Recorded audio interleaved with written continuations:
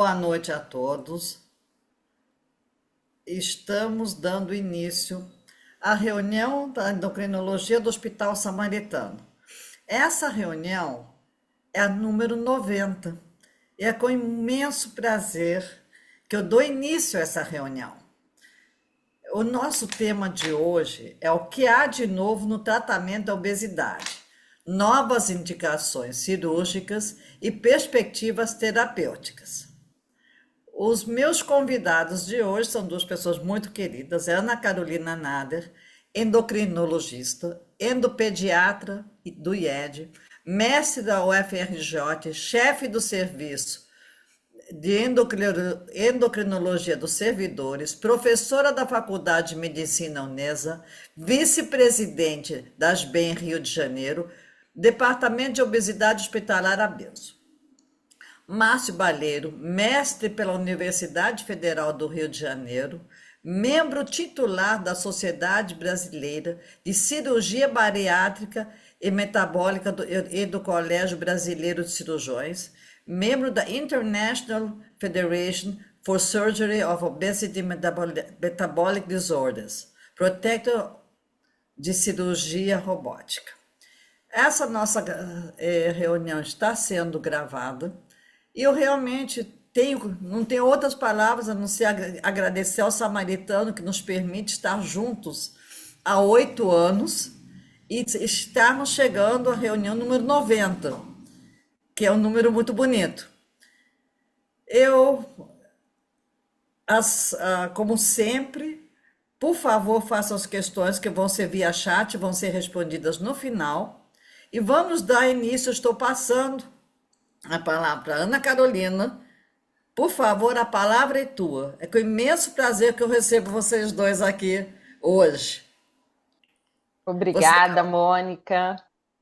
São palavras muito carinhosas. Vou aqui só dividir com vocês a tela. Eu quero agradecer a honra de poder participar dessa reunião número 90. Mônica, que fez dessa reunião uma casa para todos nós, endocrinologia, e a gente já tem esse local como uma referência de excelência de atualização no Rio.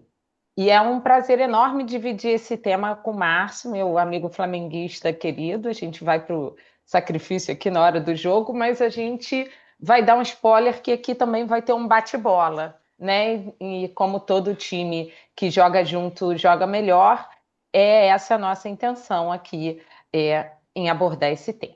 E para que a gente comece a falar, quem já ouviu alguma aula minha antes, eu gosto que a gente vai desenvolvendo um raciocínio para a gente chegar numa conclusão final, induzir vocês para um pensamento que eu acho que faz sentido, né? Então, alguns conceitos que a gente tem visto mais recentemente, como a obesidade como uma doença crônica, progressiva, recidivante, e integrar a perspectiva do paciente com obesidade, a perspectiva do tratamento real desse médico, é algo que mudou o paradigma do tratamento dessa doença, né? Então, nessa mudança de paradigma, alguns questionamentos vieram se a obesidade realmente era uma doença, e a gente sabe que sim, porque ela tem uma base fisiopatológica importante, ela tem aspectos genéticos, ela tem progressão, ela tem fases, como qualquer outra doença crônica. Então, é importante que nós, como médicos, tenhamos esse olhar de tratar pessoas doentes, ao invés de fazer pessoas emagrecerem, e tratar a doença diferente do desejo social de magreza. Eu quero trazer para vocês aqui alguns dados de transição epidemiológica da nossa população.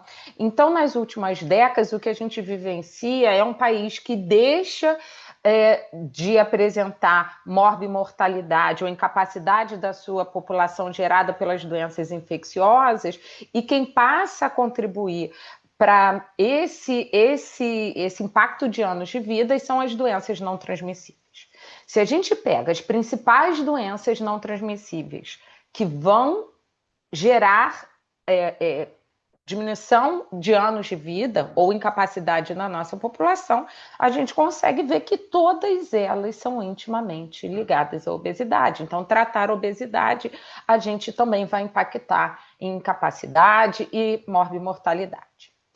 Essa última análise de um estudo, outro estudo também epidemiológico, agora desse ano do Vitigel, eu vou só diminuir um pouquinho aqui vocês, porque está em cima dele, é uma projeção do que foi o aumento da obesidade na nossa população. Então, o Vitigel, o último foi de 2006 a 2021, essa análise agora de 2025 fez a projeção dos anos 2022 a 25 para obesidade grau 1, 2, 3 e obesidade grave, maior que 45. O que eu quero chamar a atenção de vocês? Quando a gente olha para a obesidade grau 1, a gente vê um crescimento linear, que essa linha é mais rosinha, mais vermelha, né? Mas quando a gente olha para obesidade grau 2, 3, mas principalmente para obesidades mais graves, esse com IMC de 45, houve um aumento, um incremento de até 200% de incidência nessa população, o que é um dado gravíssimo, porque são esses pacientes que vão chegar cada vez mais no nosso consultório. E quando a gente pensa na doença crônica, então pensar em obesidade como doença crônica, a gente pega algumas lições de doenças graves, crônicas, que já passaram por momentos com alta mortalidade e qual é a transição que acontece em cada uma delas. Se a gente pensar na evolução do tratamento do diabetes, desde a chegada da insulina até os primeiros fármacos orais e a combinação de fármacos, se a gente pensar que a gente tinha AIDS e agora, na verdade, a gente vê pessoas convivendo com HIV, com carga viral indetectável. A gente já teve publicação, inclusive, de cura de pacientes portadores de vírus HIV. E a gente pensar que o câncer também era uma sentença e hoje caminha para se tornar uma doença crônica controlável. E se a gente pega principalmente essa última patologia e a gente aplica esses conceitos, e aí eu gostaria de trazer isso para a discussão, esses conceitos de neoadjuvância e de adjuvância. Então, neoadjuvância é como tratamento administrado antes do tratamento principal, com o intuito de facilitar um tratamento, por exemplo, cirúrgico, mas que pode levar a uma resposta completa, parcial, ou melhorar as condições de tratamento cirúrgico. Então, vejam que o conceito de neoadjuvância se encaixa no meu paciente com obesidade. O conceito de adjuvância também, que é o tratamento utilizado após o procedimento principal, o cirúrgico, para remissão ou controle de doença. Então, a gente está falando aqui de equipe e de tratamentos que vêm acontecendo conjuntos. Então, agora eu vou parar um pouquinho e vou passar a palavra para o Márcio, para que ele divida com vocês a continuação. Bom, gente, gostaria de agradecer a Mônica, o Samaritano, pelo convite. Vocês estão me escutando, né? E dizer que é um prazer imenso estar aqui sempre com vocês, com um grupo de endocrinologistas. Eu tenho uma paixão especial pela endocrinologia, mesmo porque é clássico, eu estou com uma todos os dias da minha vida. Então, eu gosto muito de estar entre vocês e dividir com vocês. E uma responsabilidade imensa, né? Tá falando aqui junto com, deixa eu voltar aqui um pouquinho, com a Carol, né? Sobre isso. A gente tem um entendimento muito grande sobre esse tema, a gente fala muito a mesma língua, então às vezes fica mais fácil, né? De fato, de falar. Deixa eu voltar um pouquinho aqui. De falar com alguém que conversa com você sobre os mesmos temas, né? Então, na realidade, é o seguinte: o que que a gente tem de cirurgia, né? O que que a gente tem de cirurgia do ponto de vista, o que que a gente tem de acrescentar? Primeiro de tudo é tentar conversar um pouquinho sobre essa mudança de paradigma da própria cirurgia em si, né? Os termos cirúrgicos, o que que de fato mudou dos últimos anos para agora, a forma de entender, que às vezes a gente fica com os conceitos antigos na cabeça e realmente a gente não atualiza as grandes mudanças que tivemos, né? Vocês estão vendo aí a minha tela, né? Deixa eu tentar diminuir aqui um pouquinho, porque eu não estou conseguindo passar aqui. Pronto. Então, o primeiro de tudo é falar sobre os conceitos cirúrgicos e os tipos de cirurgia, né? E não tem como a gente não falar ou iniciar esse papo sobre cirurgia e as formas que ela age, se não falar um pouquinho ou passar rapidamente pelos mecanismos compensatórios de controle de fome. Não vou falar sobre todo aquele algoritmo de maneira nenhuma, né? E os mecanismos de ação de medicamentos, a Carol vai ser responsável por isso tudo, então obviamente, eu já excluo isso dessa parte, e o mecanismo de ação de cirurgias que eu vou passar também bem rápido para a gente tentar atualizar o que tem de conceito novo, o que não tem. Obviamente, a gente não vai falar sobre cada linha disso daí, mas rapidamente falando que existe todos os mecanismos compensatórios. O pessoal da endocrinologia sabe muito melhor do que a gente. Quando você tem fome e toda a cascata de entre hormônios e tudo mais, como é que elas funcionam, e mostrando que, obviamente, o paciente que faz uma dieta é muito diferente do paciente com uma cirurgia bariátrica, né? Todos os mecanismos compensatórios vão atuar nos pacientes que fazem dieta, fazendo com que ele não consiga manter isso a longo prazo, então voltando a engordar novamente.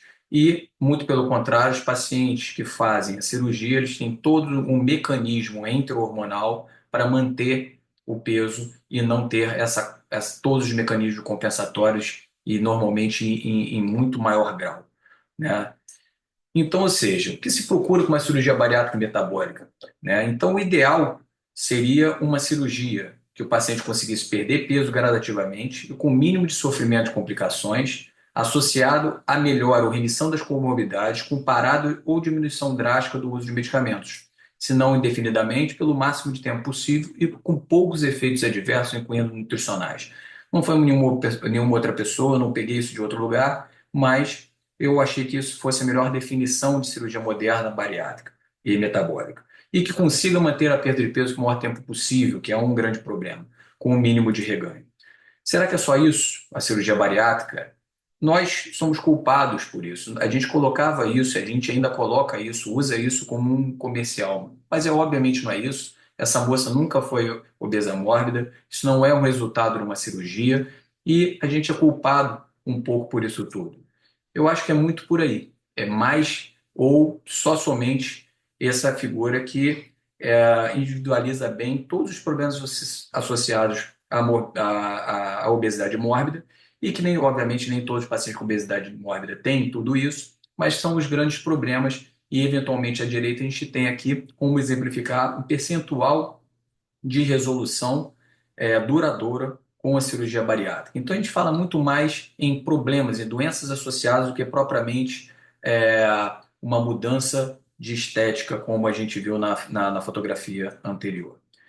E, obviamente, a gente tem que falar sobre teoria do efeito metabólico independente, né? Que não é só a perda de peso. A gente consegue ver nitidamente, né, que o paciente que faz uma cirurgia bariátrica e metabólica, ele melhora várias comorbidades associadas mesmo antes de qualquer perda de peso. E qual seria o motivo? Né? Existe algo além do já conhecido efeito óbvio da perda de peso. Tem muita gente que acha que o controle glicêmico a longo prazo ou o controle glicêmico imediato seria ou pela dieta, que obviamente é muito mais restrita, mas obviamente depois do resultado com a perda de peso. E não é. E não é. Tá? E por que é tão difícil manter a perda de peso sem cirurgia? Porque justamente existem os mecanismos compensatórios que a gente estava falando. Esse foi um trabalho publicado em 2021 na Lancet pelo um grupo que é fantástico, esse grupo que temos o Ricardo, de São Paulo, um cirurgião bariátrico muito publicador, e o Carol Leroux, que é um endocrinologista fantástico da Irlanda, e eles mostraram esse mecanismo, né? E o mecanismo, na realidade, comprova, né, o mecanismo da perda do mecanismo de controle metabólico independente da perda de peso. Por quê? Primeiro que eles têm a perda de peso de pelo menos 15%, você tem um efeito metabólico muito bom, tá? Mas o principal dessa história, a remissão de 2 anos com cirurgia, você vê a remissão de controle glicêmico ou da diabetes em 97% quando você tem aumento maior de 15 quilos por metro quadrado de IMC. 78% entre 10 e 14, 60% entre 1 e 9 e o mais interessante, 20% quando você não tem perda qualquer do IMC. E 11% você mantém a remissão mesmo com quem ganhou peso. Então, comprovando um pouco melhor, um pouco mais, o que seria esse efeito metabólico independente da perda de peso. Ah, Então, o mecanismo de ação da cirurgia, né? Termos obsoletos. A cirurgia não tem mais essa história de você falar em restrição e desabsorção, né? Qualquer cirurgia que cause diretamente restrição severa ou desabsorção é tido como efeito colateral. Isso não sei se é muito atual, mas eu gostaria de falar porque ainda se usam muito os termos restrição e desabsorção. E não existe mais isso, tá? De forma absoluta como era. Essa cirurgia é totalmente restritiva, ou uma cirurgia mista, ou uma cirurgia desabsortiva. Isso são definições antigas. Então, seguindo as definições atuais, qual seria a melhor definição? Cirurgias levam o quê? Nós, na realidade, cirurgiões, a gente faz uma alteração anatômica no estômago, normalmente no intestino, a gente bypassa duodeno, exclui duodeno ou faz algumas alterações desse tipo para fazer uma modificação de liberação intra-hormonal cada vez que você se alimenta, né? Assim como a ação de ácidos biliares, flora bacteriana, com alterações disso, que fazem ativações de hormônios e de receptores, fazendo toda aquela cascata diferente entre hormônios, que nada mais é da onde veio todas as drogas que estão sendo desenvolvidas hoje em dia, né? E isso faz com que tenha a perda de peso e o controle de comorbidade. Não necessariamente a restrição em comer menos ou a desabsorção em absorver menos substâncias deletérias que sejam ou que evoluam para maior número de evacuações ou diarreia ou desnutrição em si. Então, os tipos de cirurgia que eram antigamente ditas como restritiva, que é o balão intragástrico, a banda gástrica, a gastroplastia endoscópica, que é mais nova ultimamente, que tem muito pouco efeito incretino, e a gastrectomia vertical, que era tida como restritiva, hoje em dia a gente sabe que é uma cirurgia verdadeiramente metabólica por várias alterações intra-hormonais que elas fazem, e a derivação intestinal, a gente chama agora com derivação intestinal, que são as mistas, que a gente mexe não só com o estômago, como a gente faz de alguma forma a exclusão do adenal, ou a gente mexe com o intestino de certa forma. Bypass e suas variações, né, que a gente chama de gastroplastia. O bypass de anastomose única, que depois eu vou falar um pouco melhor, que é uma cirurgia, entre aspas, mais recente, que foi aprovada agora CFM há um mês e meio atrás, e cirurgias ileais, que antigamente poderiam ser consideradas como cirurgias desabsortivas, que era antigo escopinário, que praticamente quase ninguém no mundo faz mais, por problemas que elas desenvolveram. Duodenal switch, cirurgia um pouco mais recente, que é uma alteração, uma variação do escopinário e suas variações, que entre elas está o SADS, que foi também autorizada pelo CFM agora há pouco tempo. A interposição ileal, que é um caso à parte, deixo aqui minha admiração pelo Áureo, que foi quem desenvolveu essa cirurgia, mas é um caso à parte, eu acho que daria todo um dia sobre essa discussão.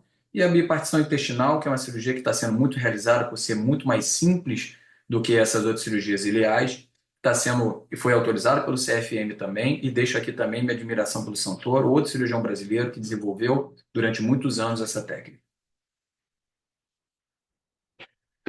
Só para a gente lembrar, a gastrectomia vertical, muito conhecida, já tem pelo menos aí uns 20, 25 anos, uma cirurgia que antigamente chamada de restritiva, hoje a gente não chama mais uma cirurgia puramente restritiva, ela basicamente é isso que tem na figura, né?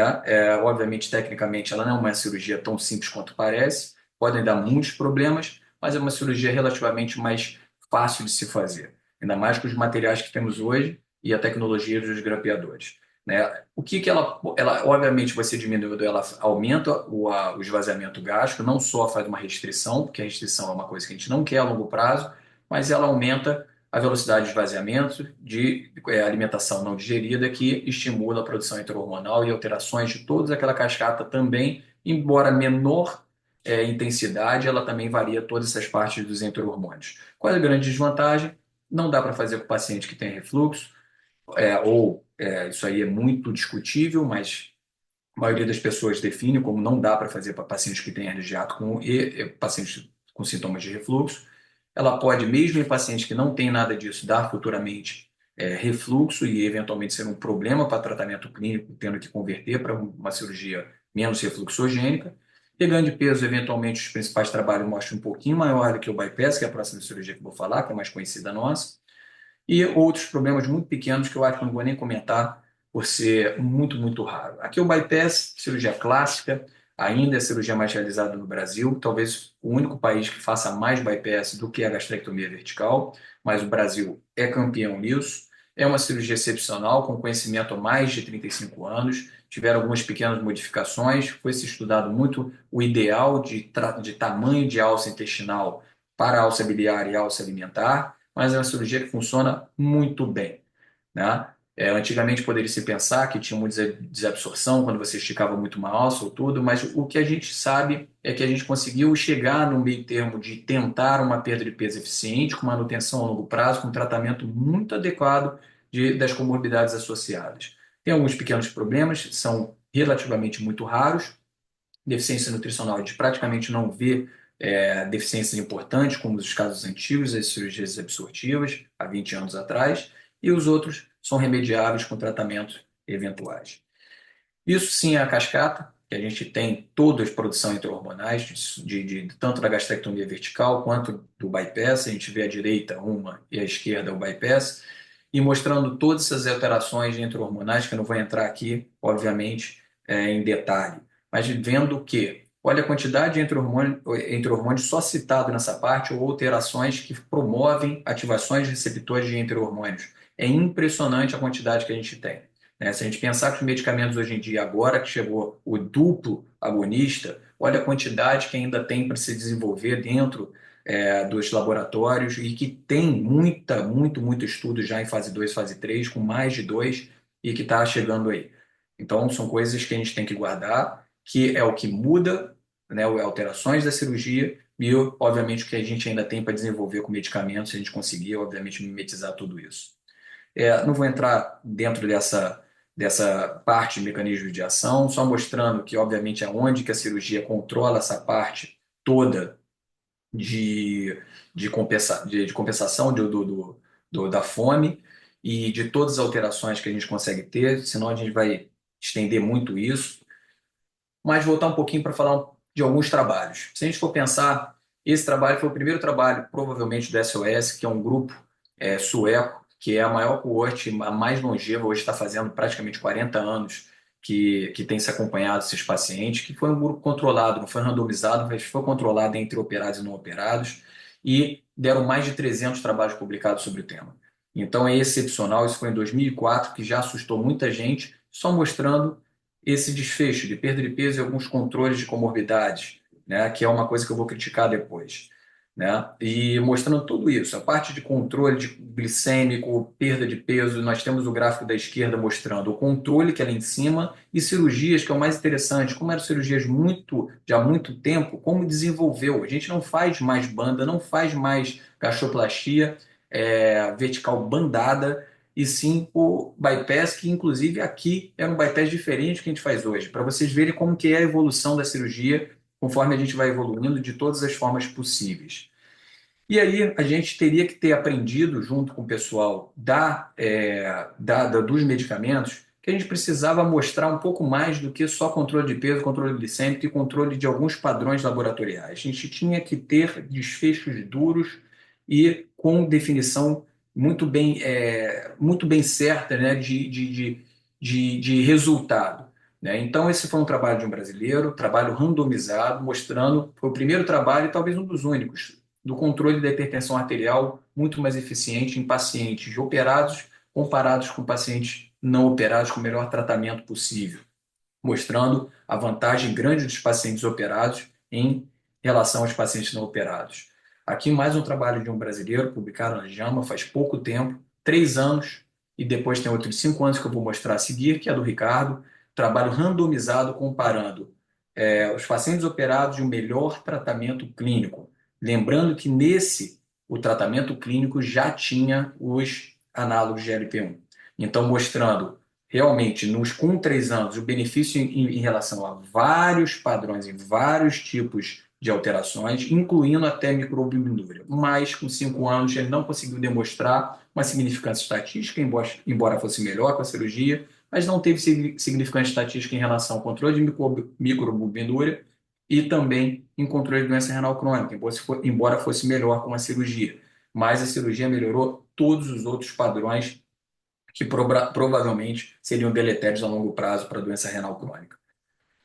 Doença microvascular foi demonstrado também pelo mesmo grupo de SOS com 20 anos de evolução já e mostrando o grande benefício em controle de doença microvascular em pacientes diabéticos, né? Não teria como não citar rapidamente o trabalho mais citado da cirurgia bariátrica, que é o STAMPEDE, que ao mesmo tempo que é um trabalho muito citado, um trabalho espetacular, mostrando o controle de hemoglobina glicada a longo prazo, mas a gente tem que criticar porque 37% apenas de remissão depois de 5 anos. Ou seja, parece pouco, mas se você for pensar no paciente diabético grave que entra ou que esteja em remissão, ou que seja muito melhor, ou muito mais facilmente controlado a longo prazo, vocês podem imaginar muito melhor do que eu sendo endocrinologistas, como isso é benéfico para o paciente.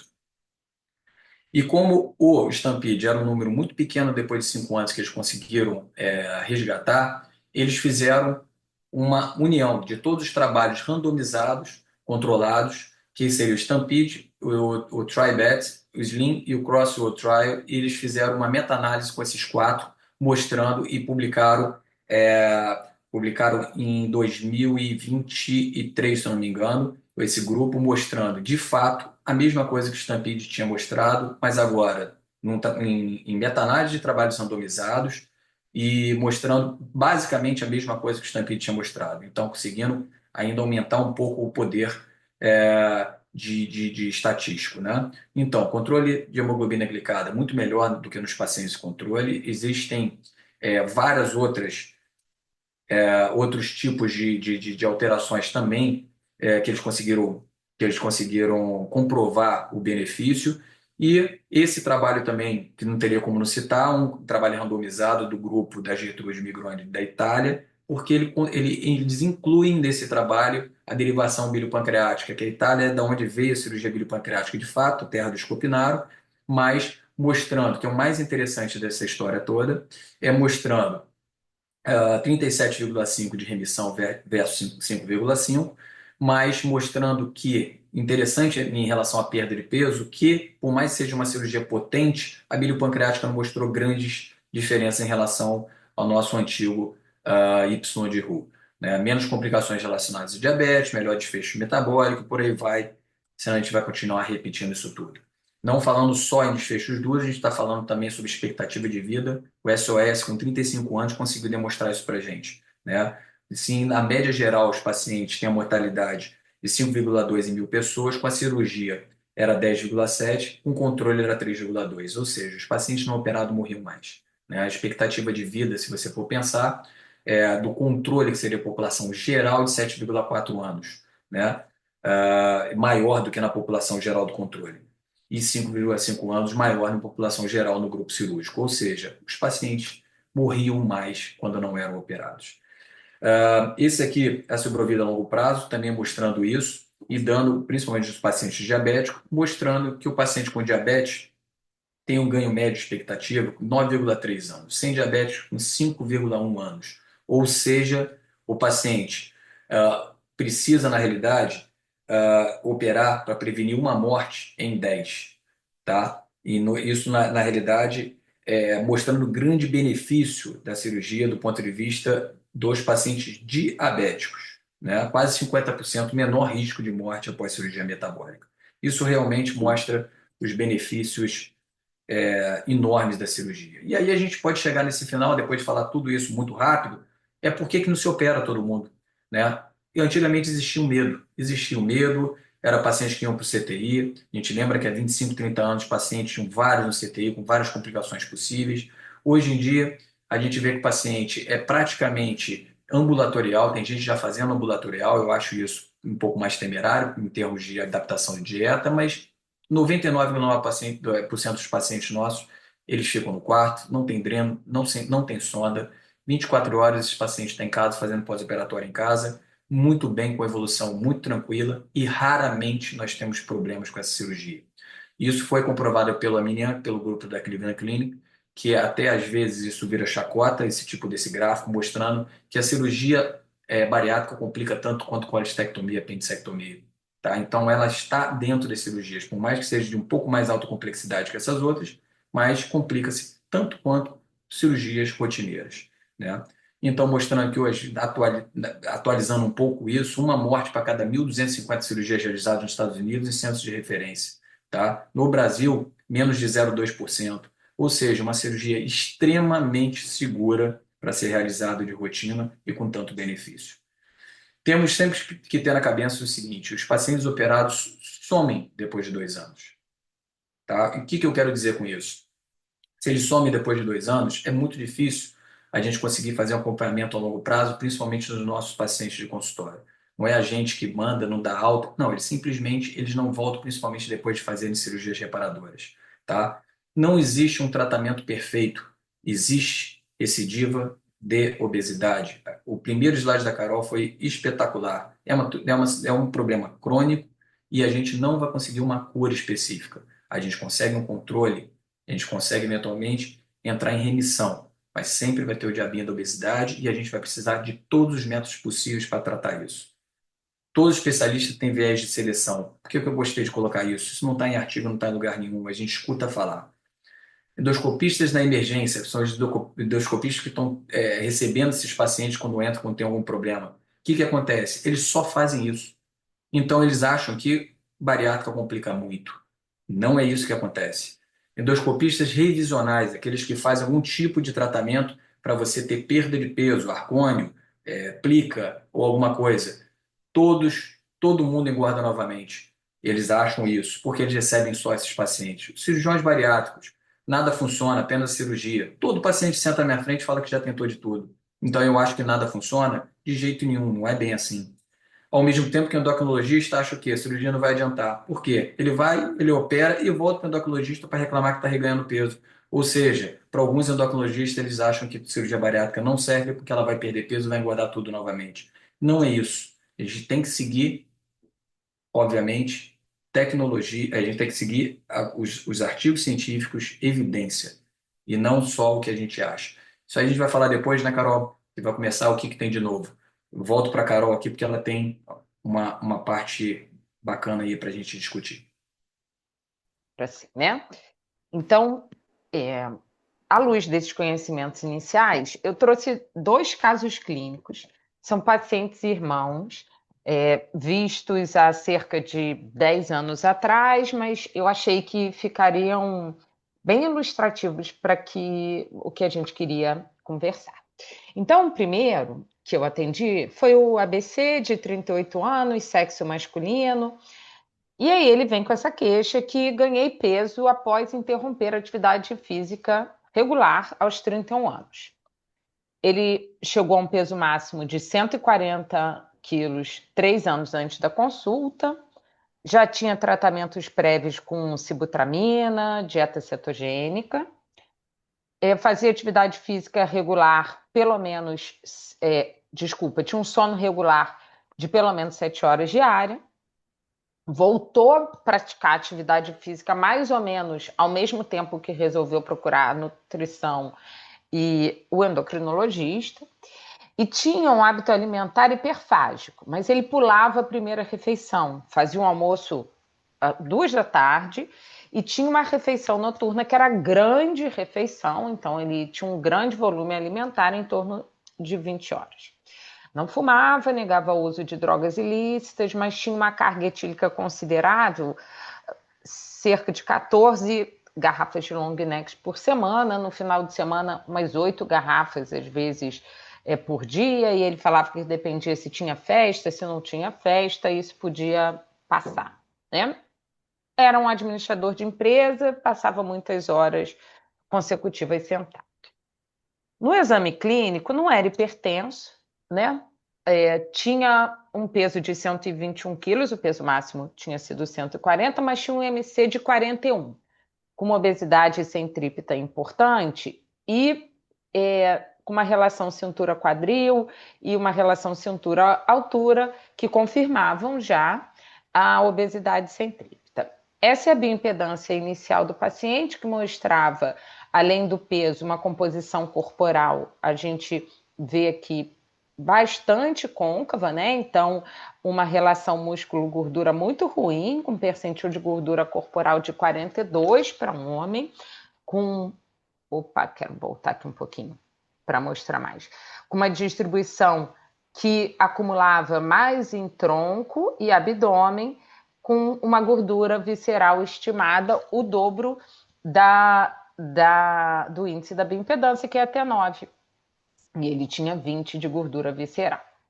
Ele traz nos exames seguintes, na consulta seguinte, os exames iniciais, que tinha uma glicada alterada, uma glicemia já quase limítrofe, uma dislipidemia com HDL baixo e hipertri, transaminases alteradas e uma testosterona total baixa, com LHF-SH normais, com provável hipogonadismo ligado à obesidade, né? Então, naquele momento, a gente vai montar um plano terapêutico que discutia e, claro, um paciente desse, que já tinha diversos tratamentos anteriores, eu já na primeira consulta abordo o que a gente tem disponível e falo de cirurgia bariátrica.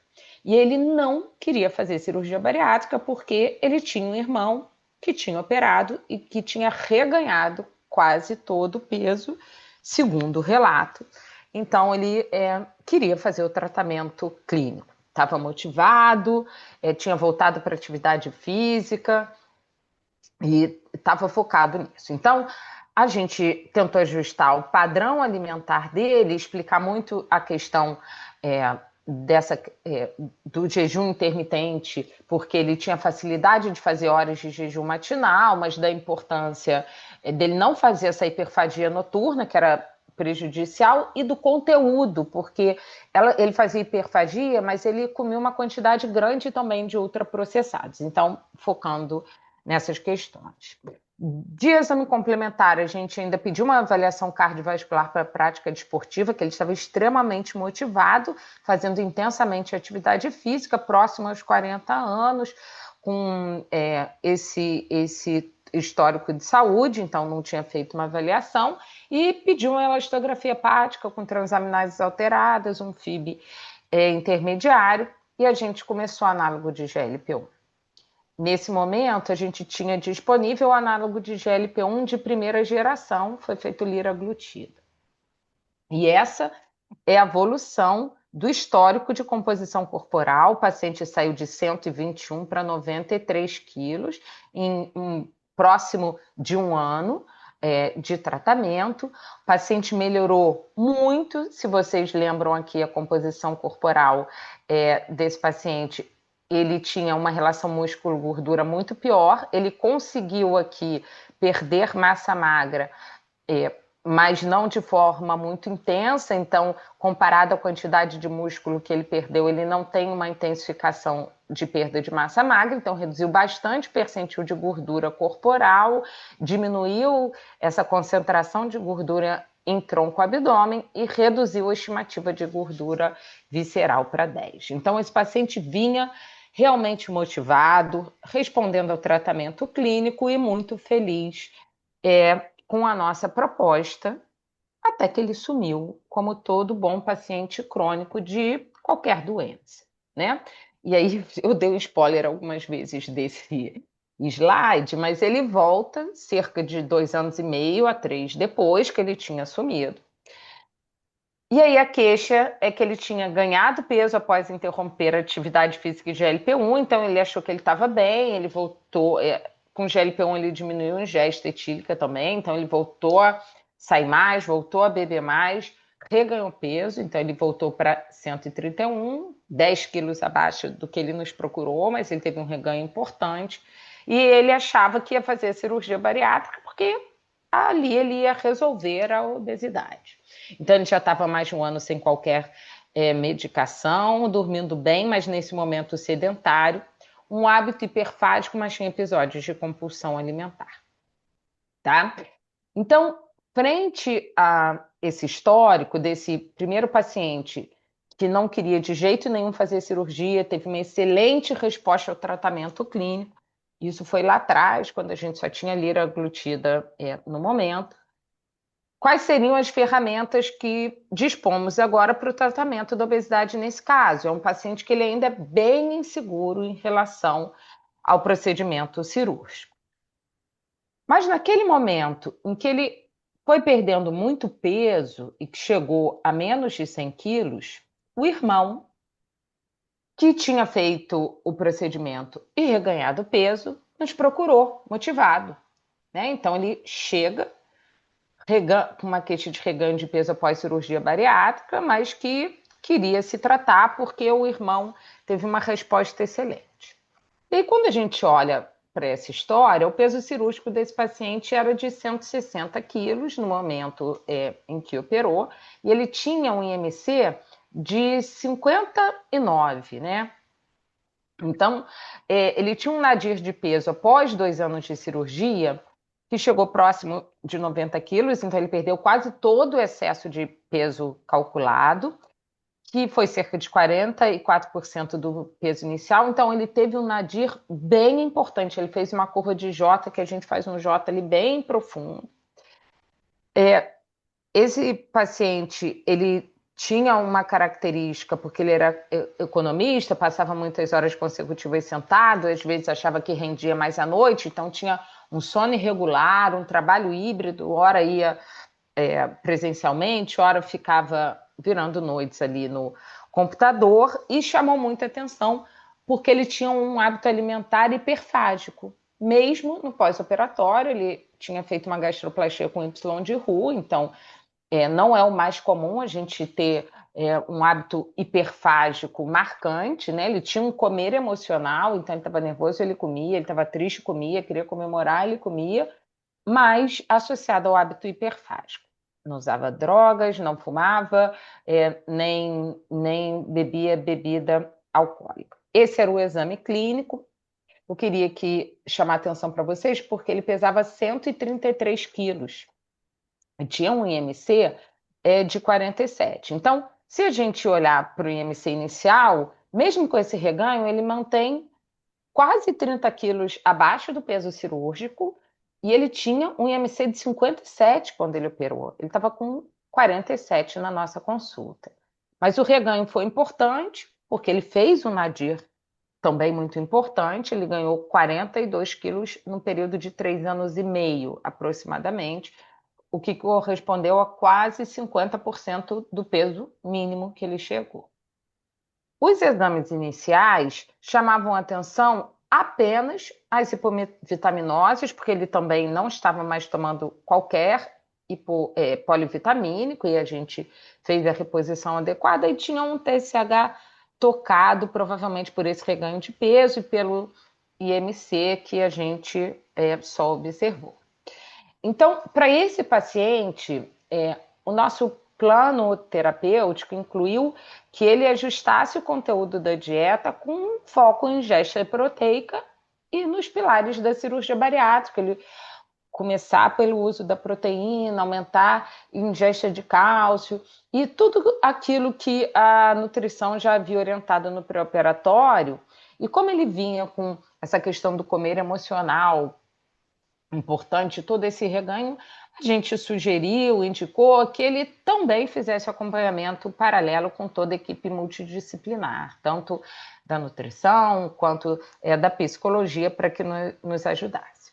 Mas como chamava atenção essa questão hiperfágica que ele detalhava, a gente pediu endoscopia, porque nesse momento a gente pode avaliar se esse pau antigástrico dilatou, né, que é uma das causas que eventualmente podem acontecer no paciente que volta a ganhar peso e começa a ficar mais hiperfágico, ou, Márcio, depois você pode comentar se ele fez alguma fístula ali no estômago ou entre as alças que justificasse ele conseguir comer como se ele não tivesse, segundo o relato dele, a cirurgia.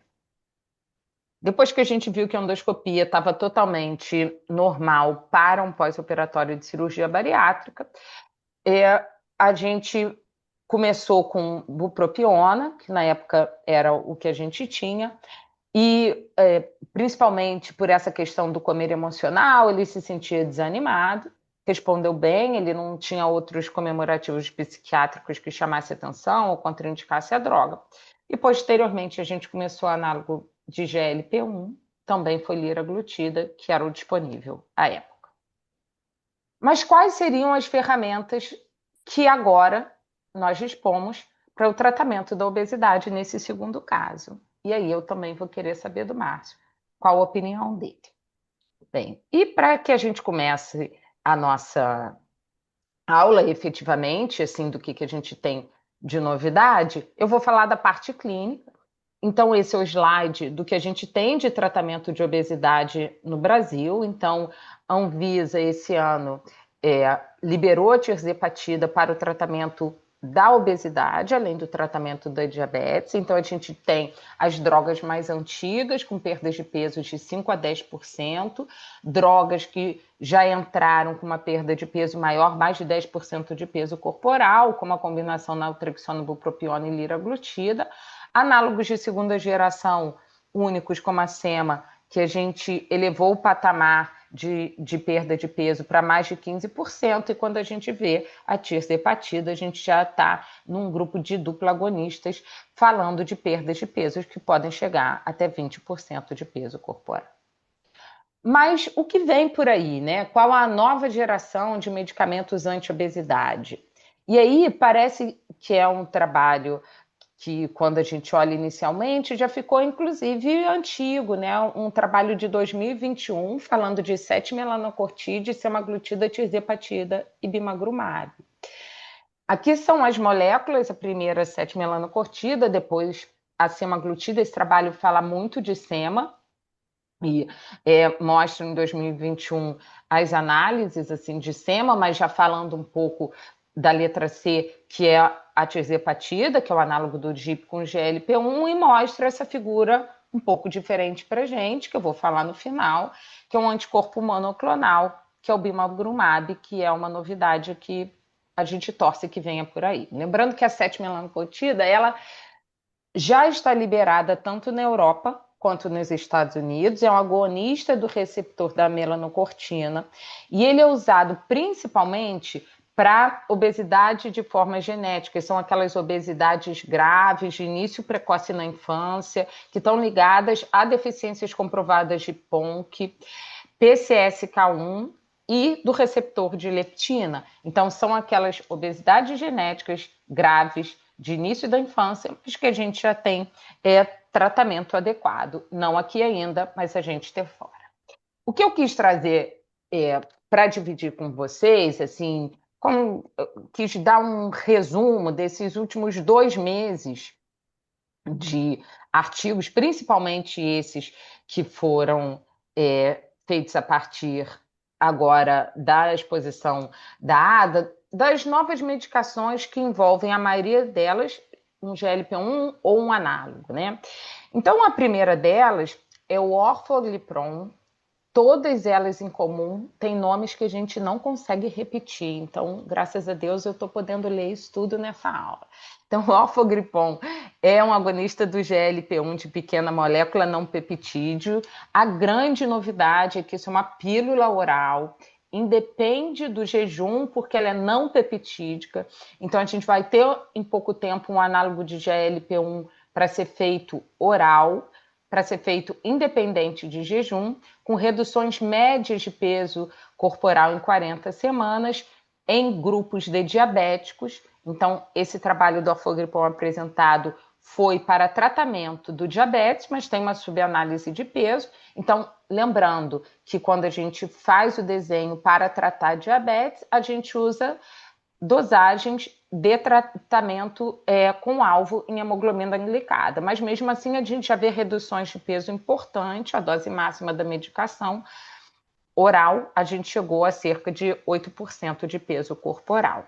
E há um grupo aqui, um subgrupo, cerca de 10% desses pacientes que conseguem reduzir mais de 15% de peso corporal e 30% deles mais do que 10%. Um segundo GLP-1 que eu gostaria de destacar aqui é o equinoglutide. A novidade do equinoglutide não é em si pela molécula, é um agonista novo do receptor do GLP-1, que é um AMP cíclico enviesado, e que ele tem um desfecho que ele é muito parecido com os agonistas ali de primeira a segunda geração, né? Então a gente vê que 63% dos pacientes conseguiram perder mais que 15% de peso corporal, 27% em dose máxima perderam mais que 20%.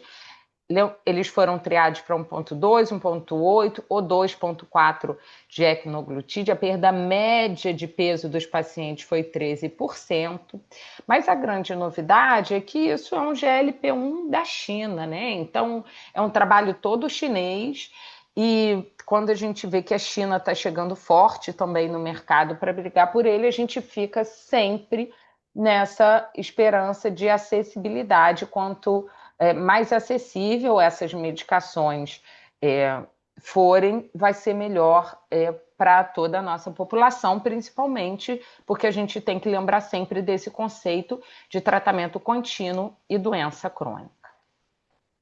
Então, adiantando mais um pouco, a gente falou de GLP-1 oral, a gente falou de um outro GLP-1 para ser usado isoladamente, mas o que a gente está esperando para qualquer momento, a gente já tem resultados aqui de fase 3, é a grande associação que deve não demorar a chegar para a gente não, mas para o mundo, pelo menos, né, para a Europa e os Estados Unidos, da associação do canglitide com a semaglutida, né? Então, o canglitide é o análogo de amilina em associação com a sema, que é o análogo de GLP-1. Essa associação teve efeitos adversos um pouco superiores à terapia isolada da canglitida ou da semaglutida, e o efeito colateral principal é tubo digestivo mesmo, náusea, vômitos, constipação. O que chama atenção um pouquinho é que cangricema tem uma descrição de dor abdominal que é um pouco não é tão usual no que a gente vê nas demais associações. Agora, a perda de peso média da associação cangricema em dose máxima, ela é muito diferente do que a gente vê em tratamentos anteriores, e ela é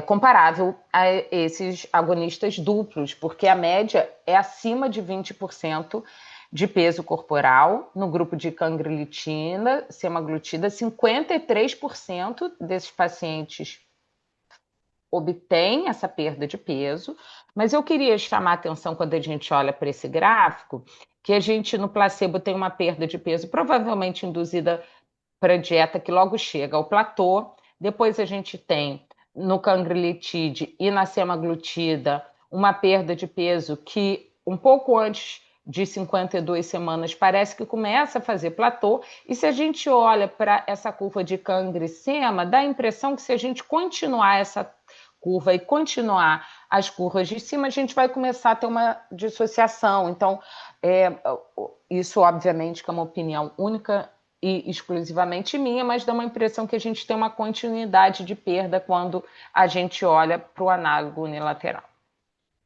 Eles apresentaram também uma estimativa de tratamento. Então, o que é uma estimativa de tratamento? É quando você apresenta os seus dados, faz uma análise estatística sobre algumas conjunturas que a gente chama de estimativa de política de tratamento ou estimativa de produto teste.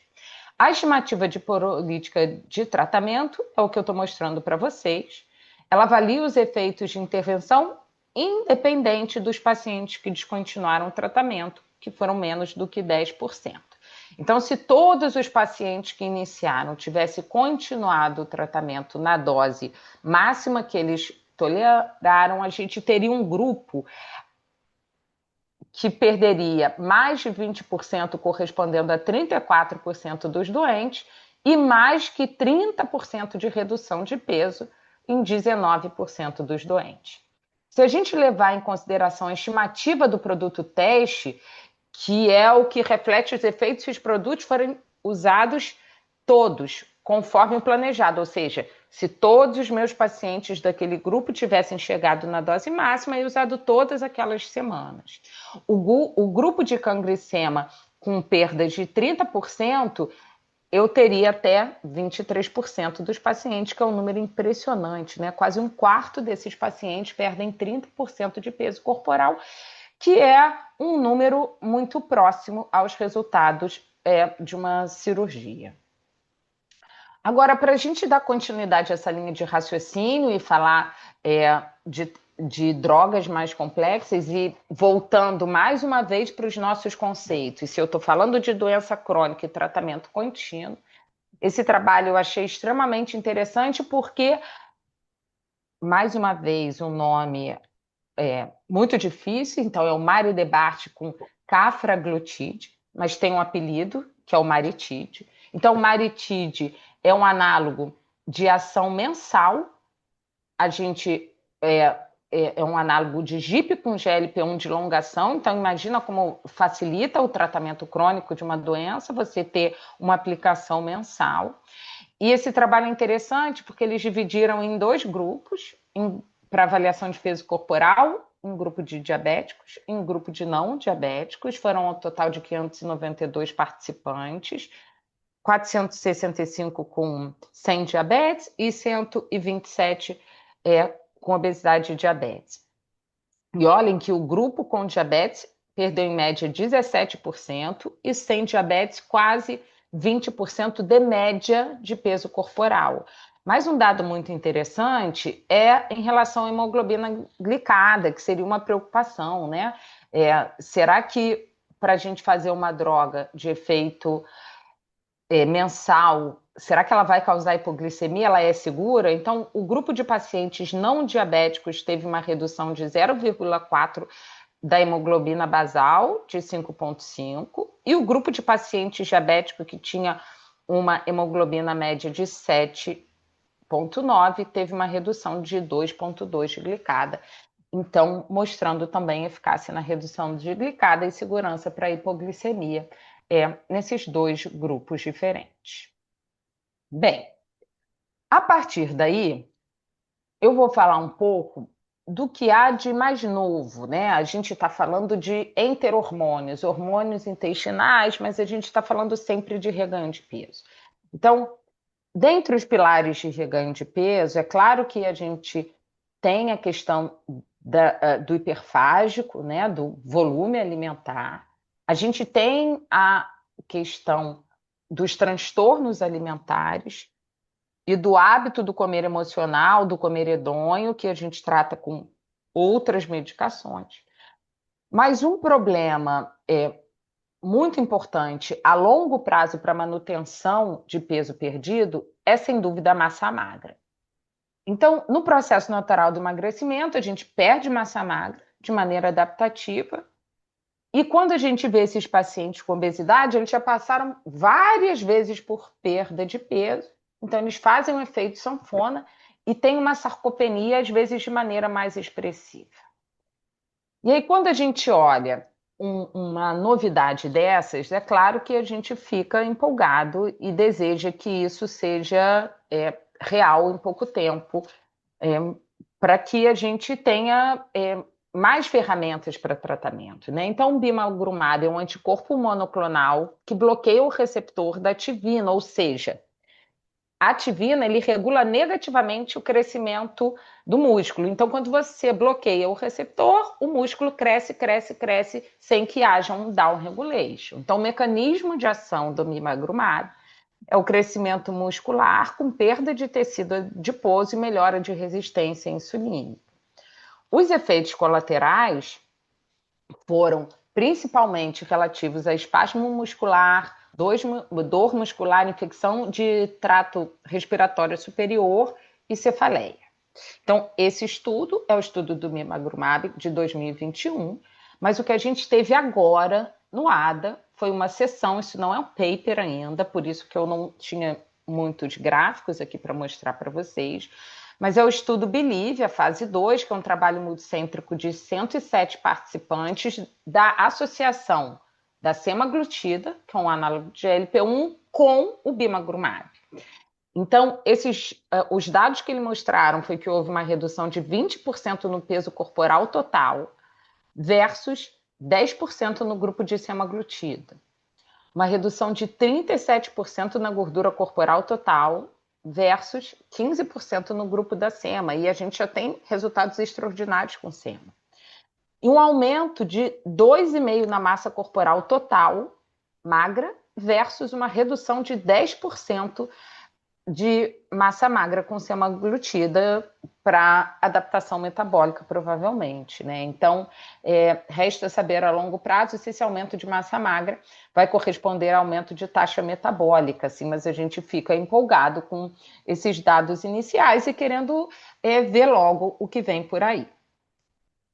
E aí eu fui catar o que tinha mais sobre o assunto e vi que no Clinical Trials a gente já tem um estudo aberto de bimagrumab com tirzepatida para pacientes com obesidade e diabetes tipo 2 que estão recrutando, então é um trial de fase 2, mas só de curiosidade eles estão recrutando em Buenos Aires. Então quem quiser usar bimagrumab pode tentar entrar no estudo aqui do nosso lado. Bem, a gente tem uma série de medicações sendo desenvolvidas, a gente tem aí dezenas de farmacêuticas que têm lançado seus produtos, a gente poderia ficar muito mais tempo mostrando aqui fase 3 e fase 2 de produtos em desenvolvimento, mas a gente quer ouvir o Márcio voltar a falar das novidades também em cirurgia bariátrica, então eu deixo aqui esse QR Code que é só apontar o celular e aí vocês conseguem abrir um estudo resumo com mais inúmeras medicações que estão em fase 3 ou que já estão em fase 2 ainda, e que algumas delas logo em breve vão estar no mercado. A minha parte eu vou parar por aqui e agora a gente vai ouvir as novidades com o Márcio. Gente, Mônica, eu gostaria de agradecer de novo pelo convite, porque eu estou tendo aulas maravilhosas aqui. Realmente, eu aprender sobre medicações, eu tento me atualizar, a gente não consegue se atualizar o tempo inteiro, mesmo porque isso aqui é ainda um motivo da gente estar conversando sobre isso tudo, né? Como está andando junto, por mais que vocês escutem muitos conflitos desse bariátrica, medicação e medicação bariátrica, como está andando junto isso tudo, né? E é como a gente tenta juntar e o esforço para combater o mesmo problema, né? E usar medicação, principalmente depois de não tão temido reganho de peso. Mas o que tem de novo, né, dentro da área cirúrgica para tentar rebater um pouquinho o que a gente vem de desenvolvimento? É impressionante como a curva de evolução desses medicamentos é uma coisa gigantesca, é igual a tecnologia em si, né? Que começa, se você pegar os últimos 30 anos, a evolução é muito lenta, e depois, se a gente pegar os últimos 10 é assim, gigantesca, né? Então, com medicamento é a mesma coisa, é impressionante que o que está se evoluindo nos últimos 5 anos para cá em relação aos medicamentos. Mas será que isso vai impactar de alguma forma o número de pacientes cirúrgicos? Eu acredito que não, mas a gente vai tentar exemplificar. O que a gente tem de novo, né? Se a gente for falar um pouquinho mais sobre o que está chegando da cirurgia bariátrica. Primeiro de tudo, já vem uns bons anos, mas principalmente nos últimos 15 anos, cirurgia robótica e inteligência artificial. Impressionante a quantidade de plataformas robóticas que vem chegando para facilitar e principalmente melhorar o pós-operatório desses pacientes. Hoje em dia no Brasil a gente tem pelo menos umas 3 plataformas, mas de uns anos para cá a gente tinha uma, era um monopólio da Intuitive, e veio para realmente melhorar muito para quem tinha algum grau de dificuldade, talvez com a cirurgia minimamente invasiva da videolaparoscopia, facilita-se muito. Obviamente você precisa aprender novamente, a gente está nessa empreitada há muitos anos, já virou praticamente um andar de bicicleta, o robô para a gente, mas facilita muito cirurgias complexas em pacientes extremamente obesos, os pacientes acima de 50 de MC, que era sempre era uma complicação, conseguir começar a operar esses pacientes, hoje em dia com o robô, é impressionante como isso facilitou muito, e principalmente as cirurgias revisionais. A robótica veio para facilitar. E a quantidade de ferramentas de IA que vem aparecendo acoplado a isso, não só o robô, mas os novos aparelhos e os novos equipamentos de selagem e de corte de tecido, é impressionante também como a tecnologia veio avançando. O principal dessa história também, como a gente estava falando aqui agora, é o avanço da compreensão de cirurgia, não versus medicamento, mas cirurgia mais medicamento. Tá? Existe hoje em dia um grupo, até o próprio grupo que a gente vinha falando anteriormente, do Bino, do Quero Leroux, do próprio Ricardo. Esse é um grande grupo que vem estudando muito isso. O uso de medicamentos, principalmente no efeito platô, no início da recidiva de peso, quando começar o medicamento, quanto tempo você vai manter isso depois, doses para pós-cirurgia. Isso realmente vem crescendo muito o uso. Então, não é uma coisa versus outra. É a gente usar o medicamento na hora certa, principalmente quando a gente precisa. E o principal, que poucas pessoas sabem, fica com aquela história de duas cirurgias únicas, eventualmente até uma cirurgia. Tem gente que faz uma única cirurgia. Gente, hoje em dia a gente tem pelo menos umas 7 ou 8 cirurgias realizadas no mundo inteiro. E o que veio de evolução disso? A gente conhecia duas cirurgias principais que eu apresentei anteriormente, que era a gastrectomia vertical e o bypass, cirurgias muito conhecidas, poucos efeitos colaterais, não muitos, e uma segurança muito grande. E por que voltar para as cirurgias ileais, que são as cirurgias que a gente tem cada vez compreendido mais, né, o poder dela e principalmente o tamanho e tentar evitar os efeitos adversos antigos, que era a desabsorção.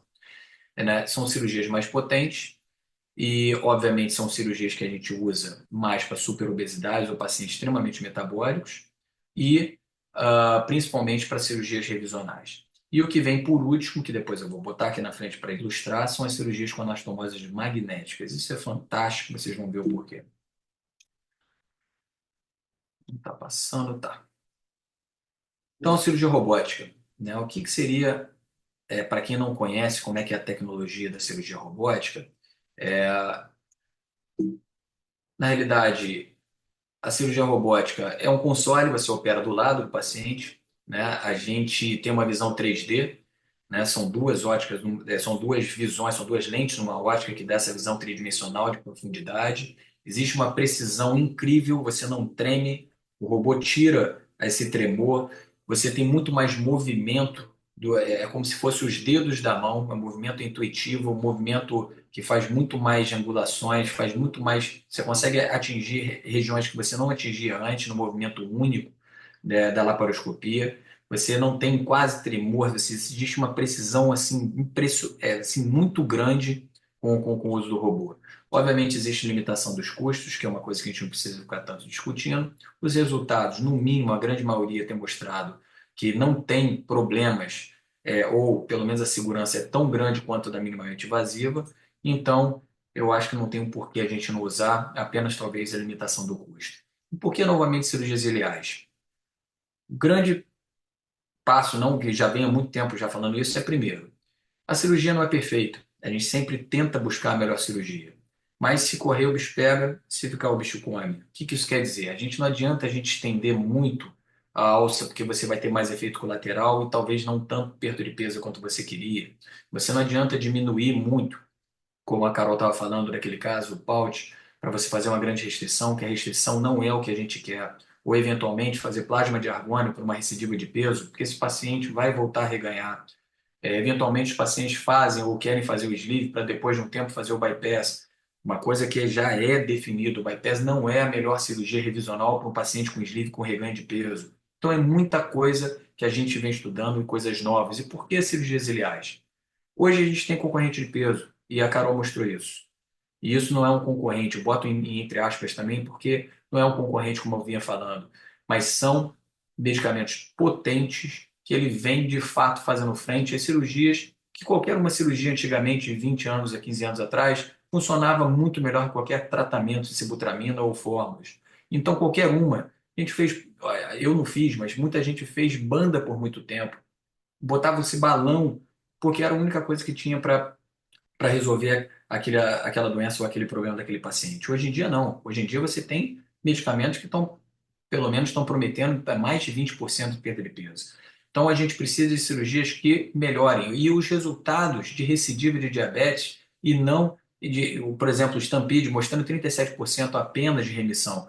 Então, a gente começava a procurar alguma coisa mais eficiente. E as cirurgias ileais começaram a mostrar maior eficiência. Embora tivesse pequenos efeitos colaterais antigos, mas muito menos do que aquelas antigas do escopinário que a gente via há 20 anos atrás. Então, a gente começou a conhecer a proporcionalidade de alça alimentar, alça biliar, foi estudado isso incessantemente para ter menos efeitos colaterais e maior ação intra-hormonal, o maior poder de perda de peso e, principalmente, maior poder de manutenção de peso a longo prazo e controle a longo prazo também dos pacientes diabéticos. Então, escolha os melhores procedimentos que viraram padrão. Então, o bypass, que era o padrão, talvez não seja o melhor para alguns casos. Surgimento dos agonistas, como eu falei, que são os novos concorrentes, e mesmo usando bypass mais medicamentos, a gente tem que pensar que existem cirurgias que não têm tantos efeitos colaterais e que são mais potentes. Por exemplo, a Carol mostrou o caso dela, paciente com 57 de MC hoje em dia, a gente acha que o bypass pode ser que seja pouco para esse paciente. Por que não fazer uma cirurgia que tem número de complicações tão parecidas quanto o bypass, mas uma perda de peso mais eficiente, talvez do mesmo padrão que o bypass, mas um reganho de peso, em vez de para superobesidade 40%, cai isso para 10, 15%. Por que não? Então é uma opção. Aumento de uso de cirurgias iliares, então, esse é o principal marcador que a gente vem vendo nos últimos anos. Essas são as cirurgias que foram aprovadas, tá? Pelo CFM no último mês. Né? A cirurgia de anastomose única nada mais é, eu não faço, faz-se muito na Europa, em alguns lugares do Oriente Médio. É uma cirurgia igual ao bypass, um paute um pouco mais longo e não se faz o Y de Roux.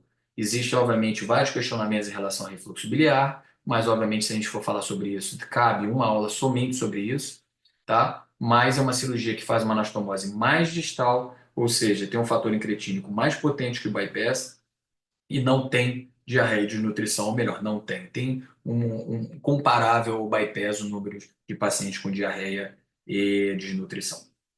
Então, é uma cirurgia que entrou já pela SMBS, que é a Associação Americana, já tem algum tempo, essa cirurgia, é uma cirurgia mais simples de ser feita, principalmente para superobesos, por várias questões técnicas, mas é uma cirurgia que já está autorizada para ser feita também no Brasil. Essa é uma cirurgia que eu particularmente gosto muito, que é uma variação do duodenal switch, é uma anastomose única, com a proporcionalidade de alça que a gente usa muito maior de alça comum do que era antigamente as cirurgias absortivas. Essas cirurgias, hoje em dia, é uma cirurgia de escolha para pacientes super obesos e para cirurgias revisionais. Uma perda de peso espetacular e uma manutenção a longo prazo maior do que o bypass que a gente tem nos artigos. Essa é uma cirurgia que foi desenvolvida pelo Santoro, como eu falei, uma cirurgião de São Paulo, que está sendo realizada no Brasil todo por ser uma cirurgia relativamente mais simples e mais ou menos comparado ao SADS do ponto de vista de resultados. Muito boa cirurgia para controle a longo prazo de diabetes, e também é uma cirurgia ileal, porque a gente faz uma anastomose em torno de 2,5 metros a 3 metros da válvula ileocecal. Ou seja, só para vocês terem uma ideia, o bypass a gente faz a contagem do intestino proximal. Então, sempre fica, a grande maioria das vezes, muito mais do que 3, 4 metros para baixo. Aqui a gente conta ao contrário, é o que fica. Nas cirurgias ileais, a gente sempre conta alças, toda a alça, faz proporcionalidade de alça e conta do seco para cima, para ter pelo menos aí em torno de 2,5 metros a 3 metros para evitar a desabsorção. Então, essa BTI também é uma cirurgia que foi autorizada pelo CFM. Cirurgias revisionais, vou passar rápido.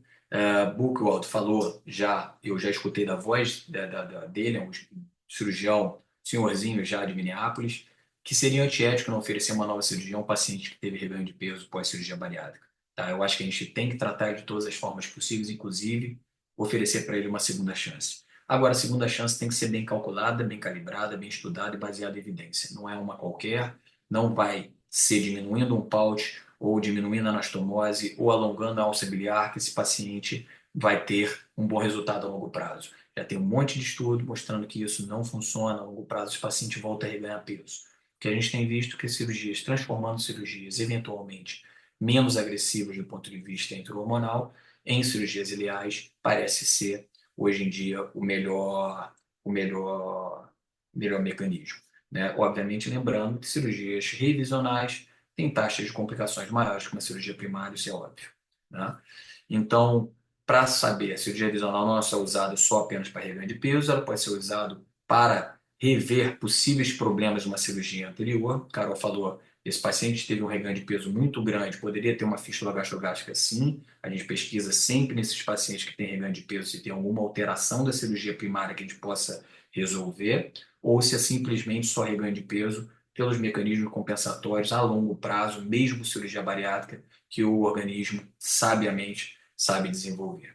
Resolver problemas decorrentes da primeira, como eu falei, o reganho de peso e recidivo de comorbidade são as principais indicações de cirurgias revisionais. E só para terminar, isso aqui talvez seja o futuro, é a cirurgia realizada por... existe um mecanismo que a gente adapta, entra pelo ilho terminal e você coloca pelo ilho terminal um ímã e o outro ímã por endoscopia e você faz uma anastomose na hora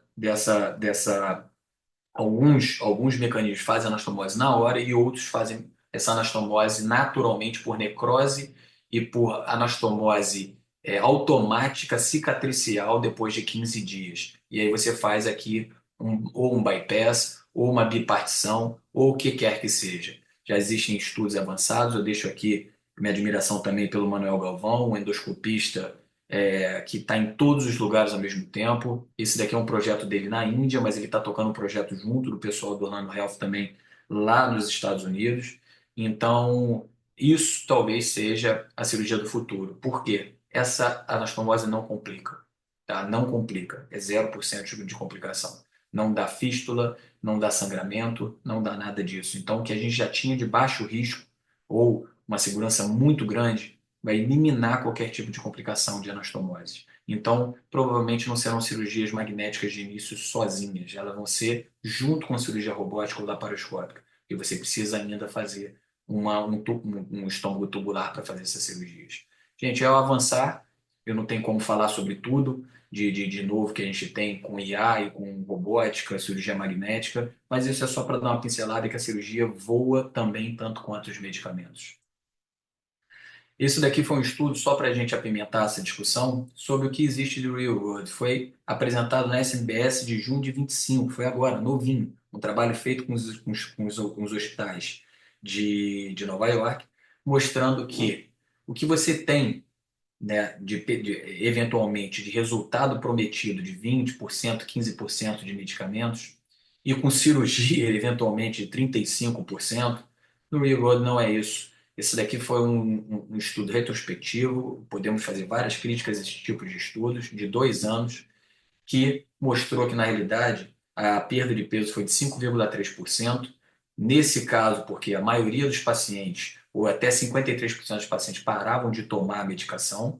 Quando a gente coloca os pacientes que continuaram e o uso contínuo de pelo menos um ano, isso parte para 7% de perda de peso, e na cirurgia de 25,7%. Né? É bem diferente do que aqueles 15, 21% dos GLP-1 e estudos controlados. Então, estudo controlado é uma coisa, o real world é outra. Então, não existe uma pílula mágica, não existe provavelmente nada que vai resolver um problema que é doença crônica, progressiva e recidivante. Não adianta a gente tentar. O que tem que fazer é juntar tudo contra a obesidade. Então é isso. É doença crônica, não existe medicamento dessa cirurgia, o inimigo é único, tem que ser tratado em conjunto. Primeira coisa, se combater é o preconceito. Tá? O preconceito contra o paciente, é preconceito contra o tratamento e preconceito com quem trata. Tá? Nós sofremos preconceito também. Todo médico tem que recomendar tratamento para obesidade, não é só endocrinologista, cardiologista, ortopedista ou até o cirurgião bariátrico. É uma doença, tem que ser, o paciente tem que ser sinalizado. Às vezes nem ele mesmo reconhece que está doente. Medicamentos são muito bem-vindos, mas a cirurgia não vai acabar. Ainda o que temos de resultado atual, a cirurgia é o melhor tratamento a longo prazo para controle de comorbidades e para o tratamento da perda de peso. Então, a nossa opinião, a gente tem que pensar nisso, ter autocrítica. A nossa opinião tem zero fator de impacto, a nossa opinião não tem evidência alguma se a gente não olhar os trials, os artigos e tudo mais. E existe espaço para todos e para todos os tipos de medicações e de cirurgia. É isso. Vamos discutir um pouquinho mais, né? Quem vai pegar a palavra agora? Eu acho que é a Carol, né, Carol? Mas de qualquer maneira, o pessoal anda tímido, né? O pessoal que está assistindo está tímido. Não sei se estão torcendo, mas está todo mundo tímido. A dificuldade que é tratar o paciente crônico, não estou falando somente obeso, né? Uhum. É muito difícil. E tem É. muitas promessas. Eu acho que, além de ser difícil, nós lidamos com as promessas que esse ou aquele tratamento é o melhor, e não é isso. É. Porque Eu esse, quis, Esses é, dois casos da Carol são assim emblemáticos, né? eu Do quis dia a trazer dia do esses dois por consultório. isso, né? Eu acho assim, é, obviamente que a gente fica esperando, às vezes, quando tem uma sessão científica, algum caso muito ícone. Mas eu acho que esses são casos muito de vida real, né? E o que me marcou foi que a gente tinha ali todos os elementos de uma doença. A gente tinha uma história familiar, são dois irmãos, né? A gente tem uma doença crônica, uma recidiva, a gente responde ao tratamento para de tratar, e a gente tem recidiva de tratamento. Mas será que esses pacientes hoje seriam tratados dessa maneira, né? À luz de tudo isso? Então, assim, a primeira pergunta que eu faria para Márcia, eu vou explorar você, né? Tem um Por cirurgião favor, bariátrico aqui. por favor. Então, assim, no meu, você indicaria a mesma cirurgia para esses dois pacientes? Eu tenho um É, paciente ali com 131 quilos, com 40 de MC, com uma barriga Carol, virgem, né, é de perfeito. tratamento, né? E esse é o nosso primeiro caso. O segundo caso, eu tenho um paciente que tinha um MC de 57. E a recidiva dele, eu estou com 47 agora, mas eu tenho que lembrar que ele era um 57, né? Ele tinha uma super obesidade, né? Então, é,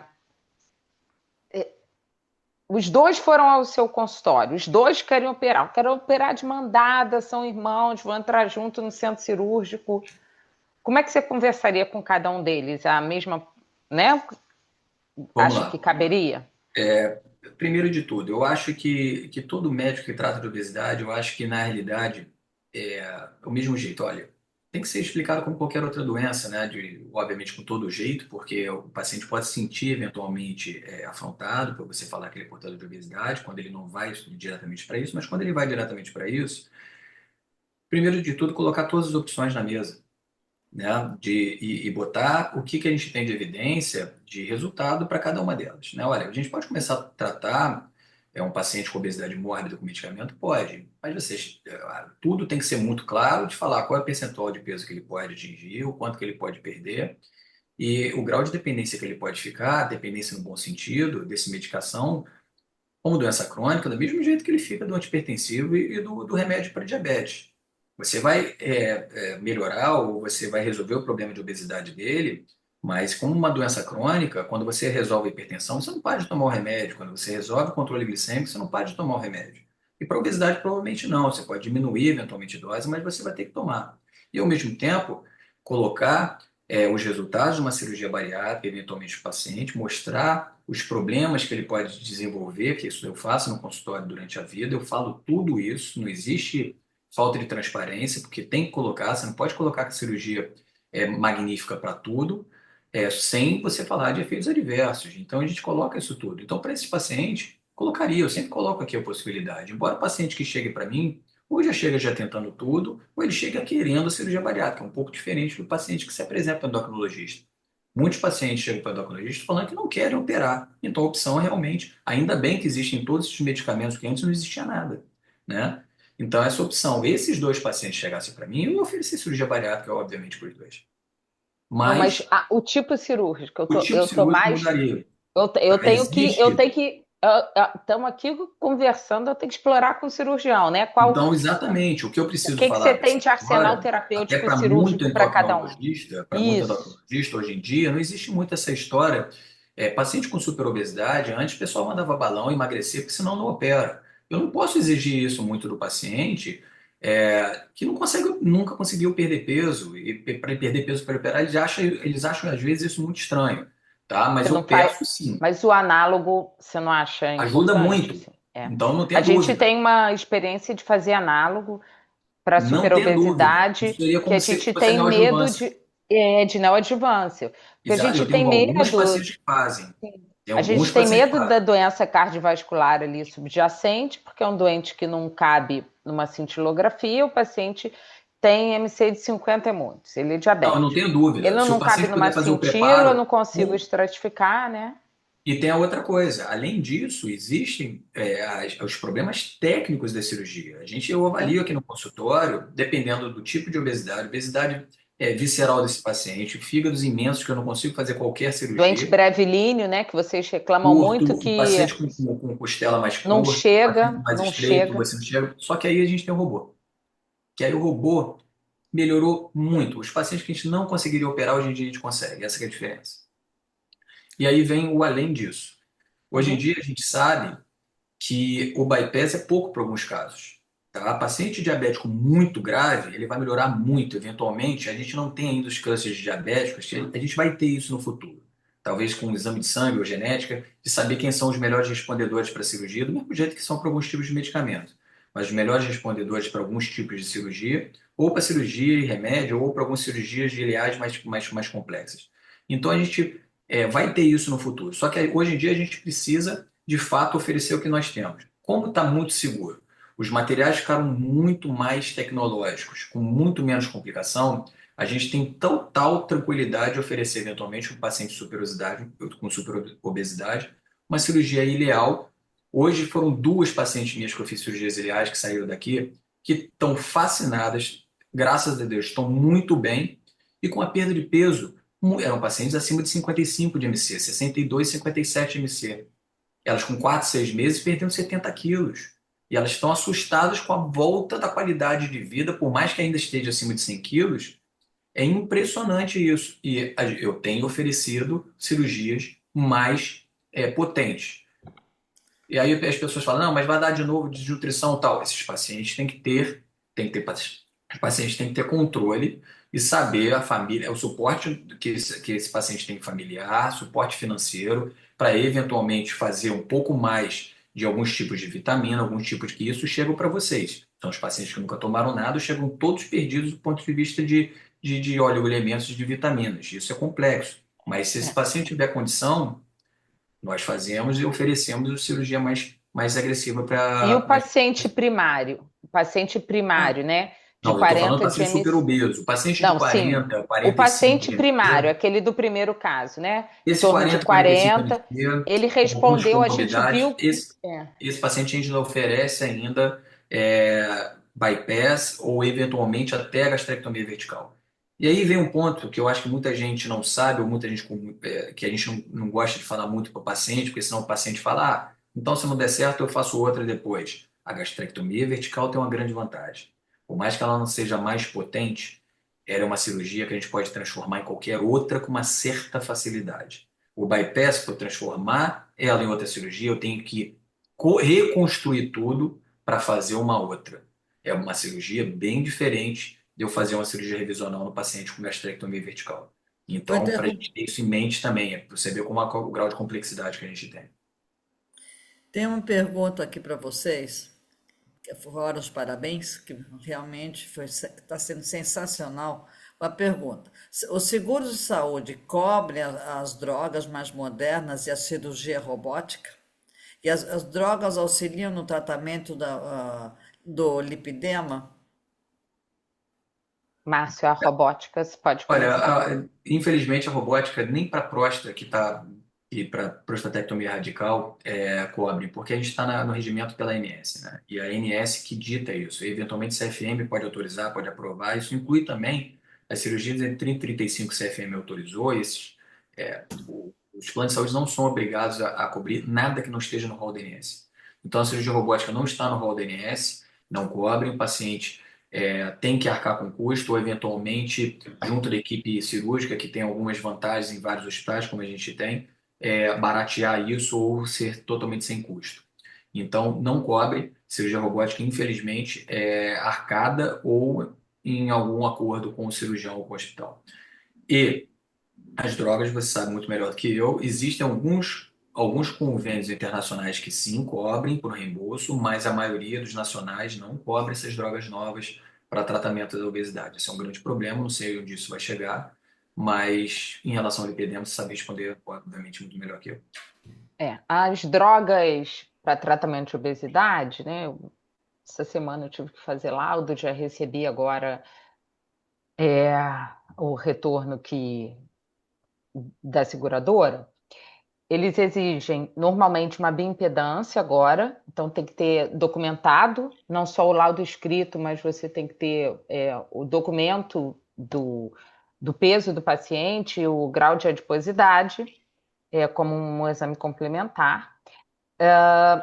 O laudo, obviamente, e existe é, poucas seguradoras que cobrem, né? Então, normalmente, essas seguradoras, o que eu tenho visto é que não tem conflito de interesse, mas eu acabo fazendo muito laudo que eu vejo que cobre a Petrobras, cobre, FAPES, BNDES às vezes cobrem, e esses laudos ligados esses convênios também ligados à justiça, né? Convênio mútuo ou de promotores, dependendo do seu laudo, com bioimpedância, é uma questão de tentativa. A gente teve um evento no final de semana só sobre lipedema, promovido pela ABESO, que foi um evento muito interessante, que tentou destacar o que a gente tem de evidência científica. Eu vou acabar falando daqui a 2 semanas sobre isso também, e eu acabei revisando bastante o assunto. A gente não tem evidência científica hoje que a droga X ou Y melhora o lipedema. O que a gente tem de lipedema, diferente da obesidade, é que você não é uma doença exclusiva do tecido adiposo. É uma doença do tecido adiposo e conectivo. A gente tem doença em linfático, doença venosa, e a gente tem muita fibrose associada. Mas, sem dúvida nenhuma, o lipedema também é uma doença inflamatória. Então, Márcio deve ver muito também em bariátrica, a gente tem uma melhora do aspecto do lipedema, né? Aquele grau de lipedema, grau 1, grau 2, grau 3, a gente tem melhora quando essa paciente perde peso.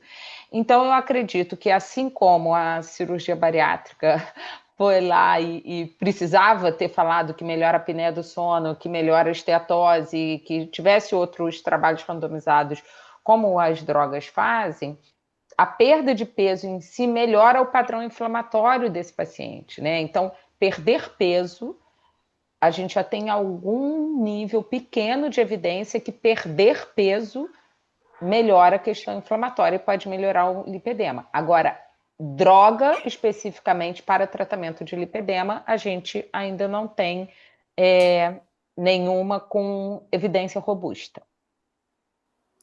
E qual o problema que você tem, Carol, com o preço desses medicamentos? O preço, por isso Porque que eu quis esse a trazer a longo, droga. isso a longo, a curto prazo, ok. E a É, longo?